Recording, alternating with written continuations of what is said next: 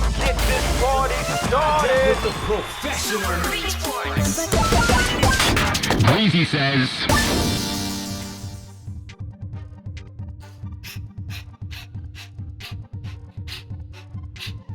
Where you going? What you doing? What are you up to? Where you going? What you doing? Where you going? What you doing? What you up to? Where you going? What you doing? Where you going? What you doing? What are you up to? Where you going? What you doing? What up? What up, Greasy people?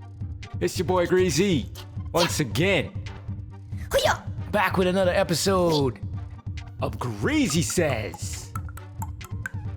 This show is about me, a brown-skinned game developer extraordinaire who comes to you every week to talk about things that are happening in the gaming industry, random thoughts about seagulls and whistlers,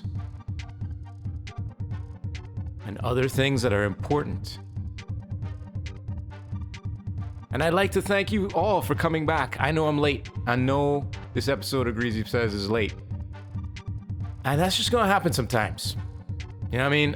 I always talk about you need to give yourself a break. You need to step back when things are a little bit too complicated and give yourself a chance, give yourself permission to just check out some of the things you have to do. And this week, y'all lucky y'all got a fucking podcast last time.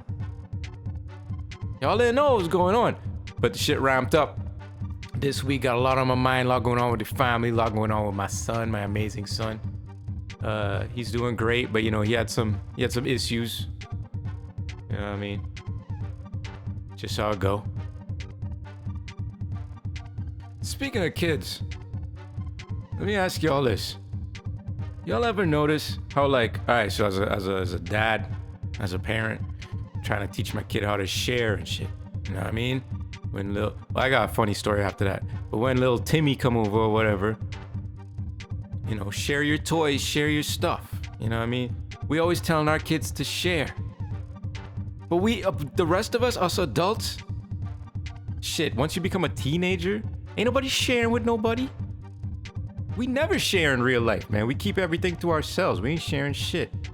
So we always telling our kids, share this, share that, share this. And then they go out into the real world and they try to share. A motherfucker just steal the shit from them. Or you soft, or you goofy, like what the fuck? You a pushover if you share it. You know what I mean? As we get older, we share even less. Because we know it's like, you know, you gotta keep all the chips for you. So why am I lying to my kid telling him he need to share when it's like, yo, nah, you could push Timmy down and take his potato chips. That's fine. That's how the world works. I know, right? It's sad. I don't want to teach him that shit, but that's how it is out there, man. It's not all sharing and fucking raspberries out there. It ain't cranberries and raspberries out there, man.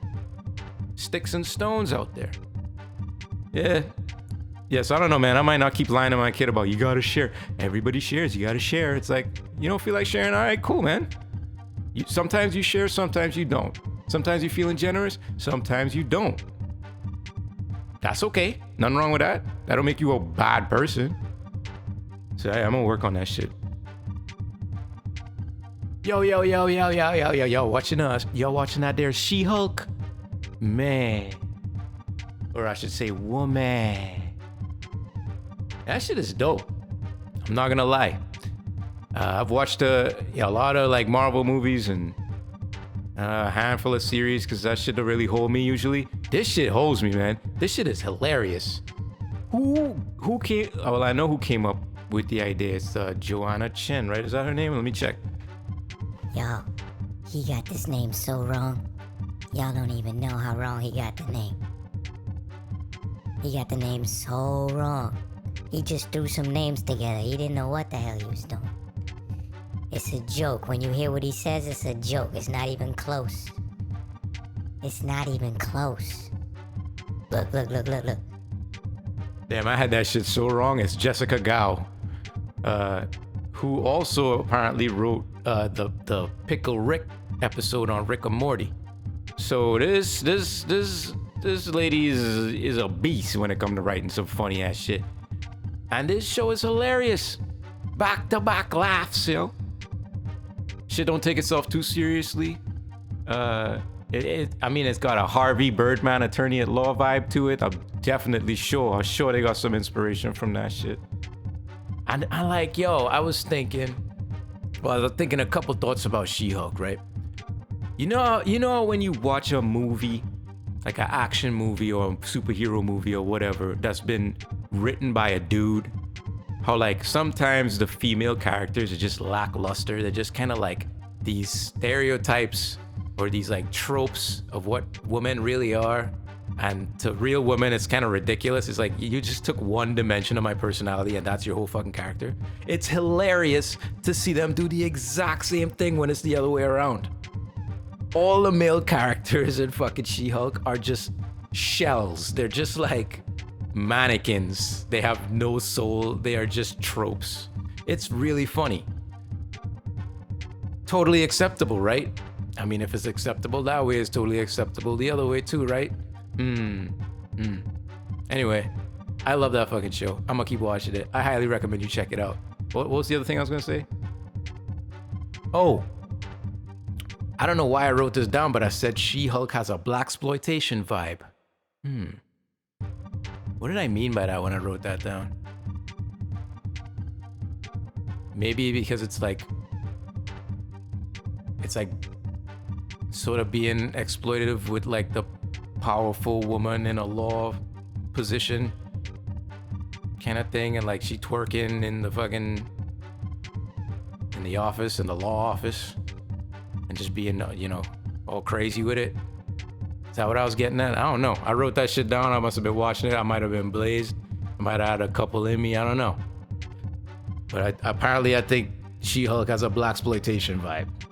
Yeah, let me know if you think I'm crazy, I guess. I probably am. But all superhero movies should be comedies, right? Think about all the dope-ass fucking superhero movies. Thor Ragnarok, hilarious. Killer movie. Fucking Guardians of the Galaxy, comedy, hilarious, great. She-Hulk, hilarious, great. As soon as you try to go all serious, like all them Avenger movies and shit, I'm like, whatever, man, you're a big-ass purple dude. I can't take you destroying the universe seriously with your fucking Cthulhu chin. You know, your 70-year-old balls for a chin. You know what I mean? Don't take that shit so serious. Like every time you see Black Widow, right? Black Widow's her name. In a scene, it's like, damn, why you taking this shit so serious, dog? You're a superhero. This shit is ridiculous and stupid. Can we please crack some jokes? So yeah, I appreciate how She-Hulk is just a straight up comedy. And I only want to be watching comedic superhero shit from now. If the shit ain't The Boys, which has comedy in it, straight up. But if that shit ain't like raw like that, don't even come at me with no fucking superhero shit no more. For real. Alright, hold up. Can we talk about Taylor Page? If you don't know, Taylor Page is the rapper on the Kendrick Lamar song. What the fuck is the name of that song again? What are you up to?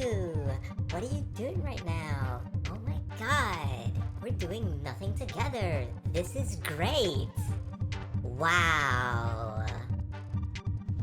We Cry Together. One of the most powerful songs on that whole goddamn record, man. I had like a hard time listening to that song when I first heard it. I was like, yo, this is raw emotion. I felt like I was watching a play. This shit just felt so real and so raw. That shit was like, it was like watching theater listening to that fucking song. So Taylor Page is a huge reason why that song is so powerful. Her performance on that song is unfathomable, unbelievable, top tier shit, man. Like Oscar award winning fucking raps, yo. Just the way she delivered it with all that emotion was just perfect. And then she starred in the video too? Is that what happened?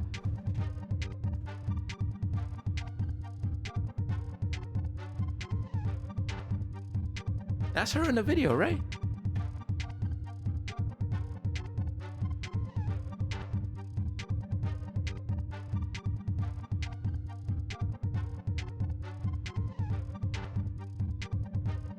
Yeah, she's starring in this shit. She's starring in the video. She cute too. She's starring in the video. And they did it live. It wasn't like the video is like a completely unique take. It's a show. You watching a play, they performing this shit live in one take.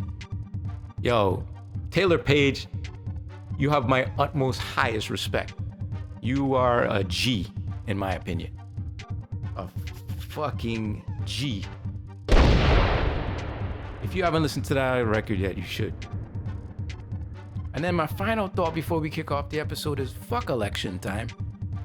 Okay, I know some of y'all really up in your politics and you love your fucking politics and you fucking, this guy said that and this girl said that and you gotta pick sides and put your elephant on your car or your fucking, what's the other one? A bear or some shit on your car, put your fucking Obama stickers on or whatever. I don't give a fuck about none of that. Fuck election time. How the fuck is it still okay that these cats could just hit you up, just text you and be like, vote for this motherfucker from some random number? Well, how you get my number, dog? I didn't sign no list. Sometimes I begin, well, it's probably my wife's fault because I began text messages from my wife about vote for this Democratic thing in this election. I'm like, dog, I don't need this. This is all spam. How is it okay that they could just spam people? You know what I mean? It's like panhandling. That's basically what they do. And they panhandling via text. Get off me, man. Hate fucking election season. God damn.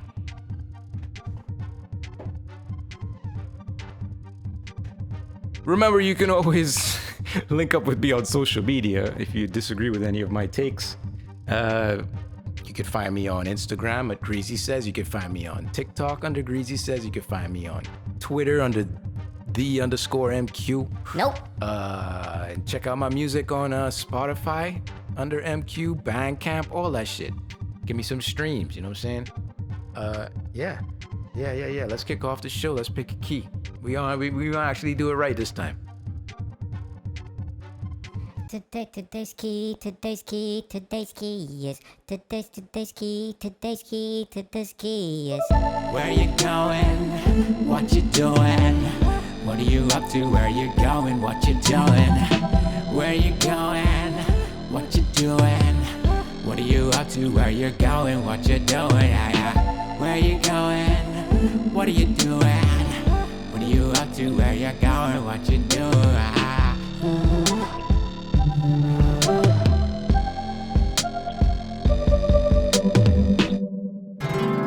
Reflection. Y'all remember the Xbox? What was it? It was a 360, right? Was it the 360? Yeah, it was a 360. Back in the days, the Xbox 360s. You know what I mean? With classics like Gears of War, the first one, which was the best one, period. Or classics like Viva Pinata. Goddamn amazing game. That was basically unfinishable by stupid ass people like me. I couldn't figure out how to beat that shit. You know what I mean? I might have them worms have sex, do their little dance, and like have like a couple of chickens do that. But beyond that, I wasn't getting none of them like crazy ass candy wolves and fucking mooses and shit. I couldn't fuck with none of that. But you remember there was a device for the Xbox 360 right when cameras started going crazy for next gen consoles at the time. The Kinect. You remember that, right? Kinect. It was like it looked like a little sound bar, but it was really a camera. Actually, a couple of cameras. And it came with some like, mediocre Wii style games with, motion control games where you stand in front of the camera and wiggle your arms and you're swimming, or like you're smacking balls back and forth between you and a buddy or something. Essentially like the Wii, but you're not holding the controllers. You're doing it all with a camera. I worked on some games for the Kinect, you know what I mean? And then like explored all of those various camera-based peripherals. But there was a weird thing that I discovered in my travels with the Kinect that I held on to. And I just wanted to talk about it. So the Kinect, I don't know technically exactly how it works. Somebody smarter than me could probably explain it better. But the Kinect would like, do video of you, like capture video of you, but it would also capture like other data. Like it would process light in different ways. But during my time using the Kinect and developing on the Kinect, a weird thing would happen whenever a brown-skinned person would try to use the Kinect. Anybody else out there ever experienced this little technical difficulty? Like you might be there with your homie, let's call him Gabriel. And Gabriel says, hey, come on, let's play some Kinect. Just jump in and it'll recognize you. It'll see you. Just step right in front of the camera. You say, all right, Gabriel, let's play some of this game you got. So you step in front of the camera. Nothing happens.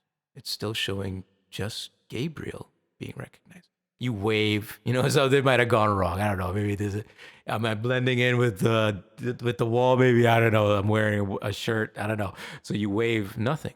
The Kinect refuses to acknowledge you. How do you think that makes you feel? How does that make you feel not to be seen by a fucking Xbox peripheral? For real, man. The Xbox Kinect would have a hard time seeing black people. I've tested the shit. I saw the shit firsthand. I saw the shit happen. It would be like, you gotta be in a bright ass room. Okay. How come you could see the white person in a bright ass room? Don't they kind of blend in with the background? How come you can't see my brown ass when I'm in the bright ass room? What's up with that, Mr. Kinect? Huh? What lines are you trying to draw in the sand here, Mr. Kinect? For real. There would be times when like we would bring in dark-skinned people to test with the Kinect and it would not recognize them. It would score them poorly. You know what I mean? What the fuck? Nobody at Microsoft ever tested and brought in some brown people to be like, yo, this camera could see these motherfuckers or what? So that got me thinking like, yo, was the Kinect racist? Was the Kinect the first racist peripheral? The first peripheral? White supremacist peripheral? Is that possible? Is that a check mark in history that we forgot to check? You know what I mean? I don't know. I think there should be an investigation.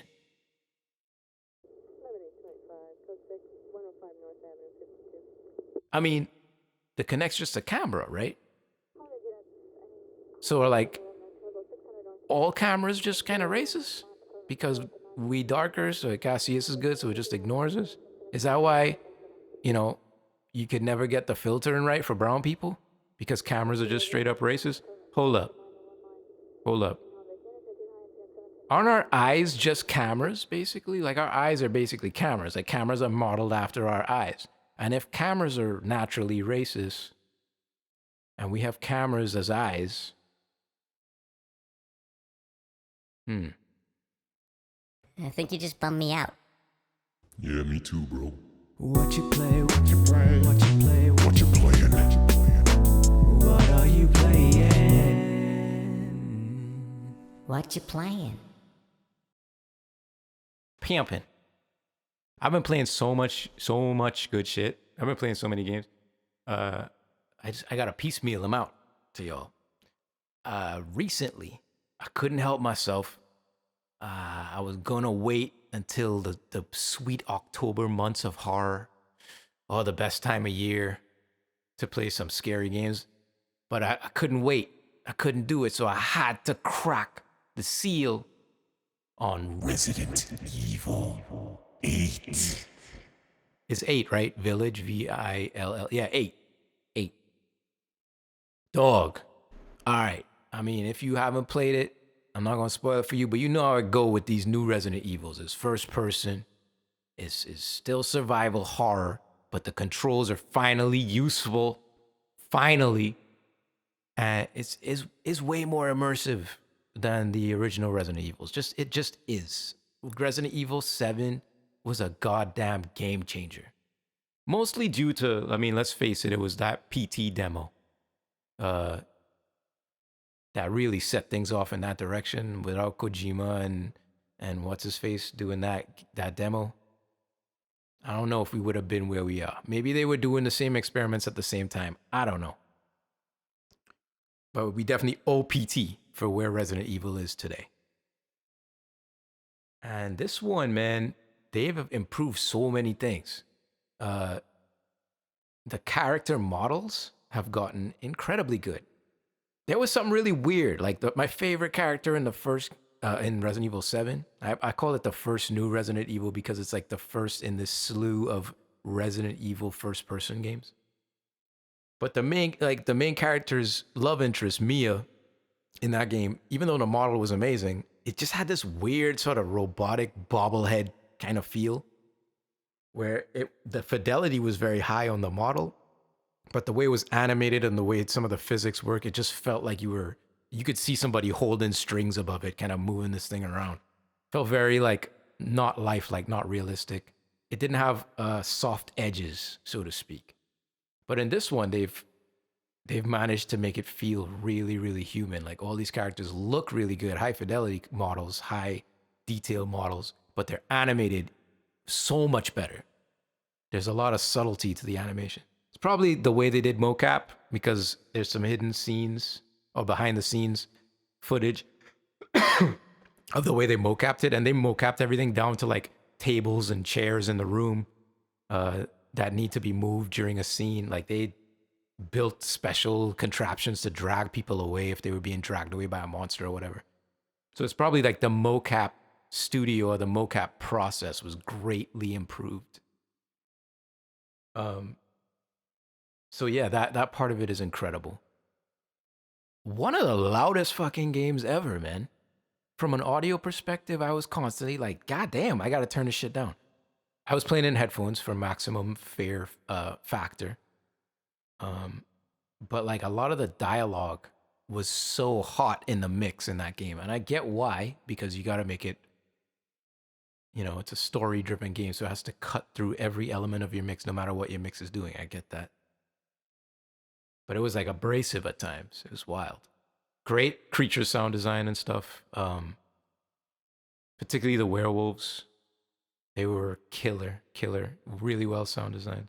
And really well modeled too. Like, yeah, what an experience. I played the shit out of it. I beat it like 3 times already. I'm trying to get every single challenge, every single achievement. I kind of know it by heart at this point. I just recently got the unlimited rocket launcher or grenade launcher, like cheat. So I'm just trying to get all the rest of the stuff in that game. I'm definitely going to try to 100% that game if I can. Some of the challenges seem like I got to do a fucking math problem to figure this out, but I'm going to try. Super fun game. Resident Evil still at the top of the list in terms of survival horror games. They haven't lost a single step. And they keep coming up with dope fucking characters. Like Domitresk, everybody was like all about that character, and she's crazy, and all her daughters are crazy. Like a really cool idea. Terrifying giant woman, you know what I mean? Terrifying giant white woman, that's even scarier. Like with no responsibility at all, and like can drink your blood. That's a terrifying Karen right there. But there were other characters too, like I found there's like a mutated character. I can't remember their name, but they were like, I didn't expect that character to show up in the mix, and I was like, oh my God, this is fucking nasty. It was dope. Oh, and I will tell you one of the most fucked up scenes. I'm going to say baby. That's all I'm going to say. But yeah, round of applause for Resident Evil Village. Fucking top tier shit. I might even play it again when it gets spooky out, just for the hell of it. Turn on a fog machine in my room and just freak myself out again. But I got Amnesia. I got the new Amnesia game lined up for Halloween, so we'll see how that goes.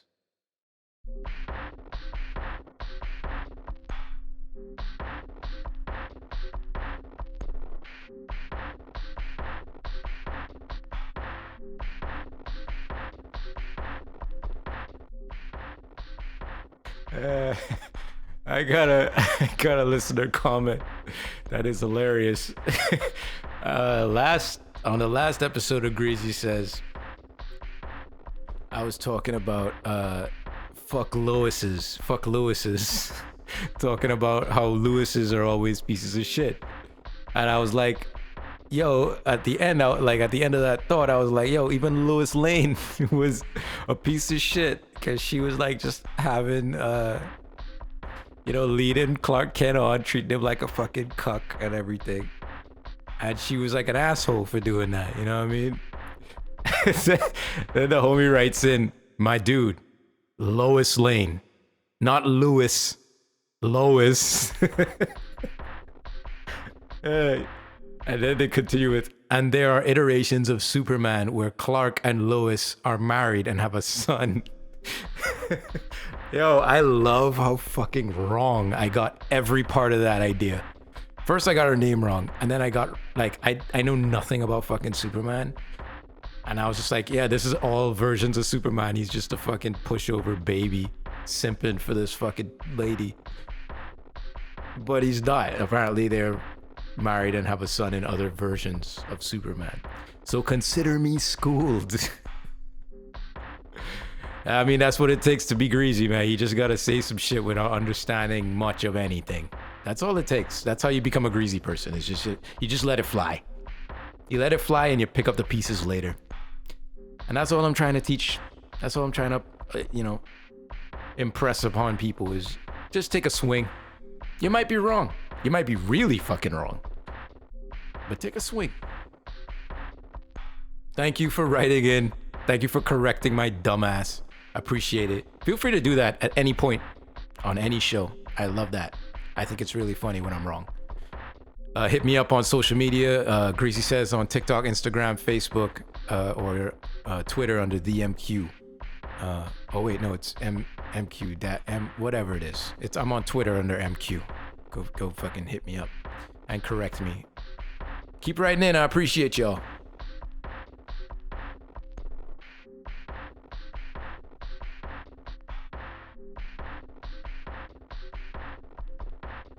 All right, let's wrap it up with a little bit of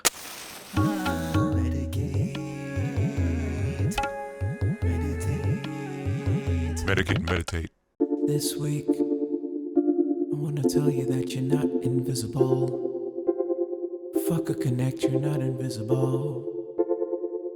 I see you. If you're not seen, it doesn't mean that you're invisible.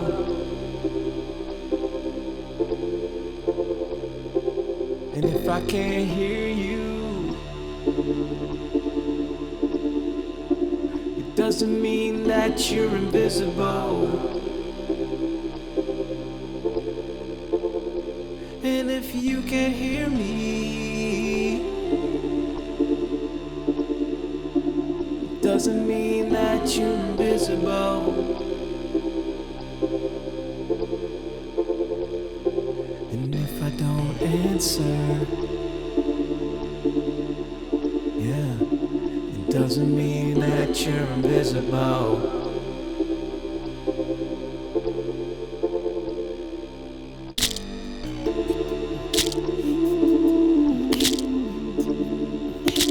It doesn't mean that you're invisible.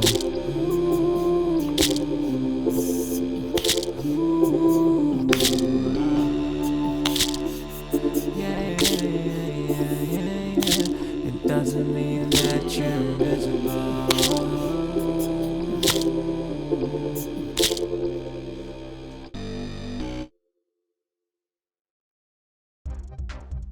in the time between me recording that last Medicate and Meditate and now, my kid woke up in the middle of the night and it seems like he's sick again. Like he got a little cold or something. That's how it is, y'all. That is how crazy the Greasy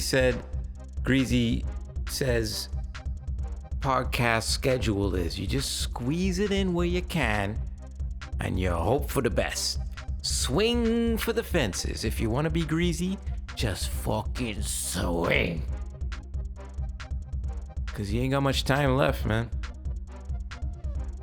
Greasy people, thank you for coming out. Remember to like, subscribe, do all the social media things that make us thrive and make us weak at the same damn time. And until next time, it's me, Greasy. And I'm checking out with the room key. Good night, I'm checking out with the room key. Good night. No need for a nightcap. Good night. See you fucking tomorrow. Good night. Where you been? Where you going? What are you up to? Laters.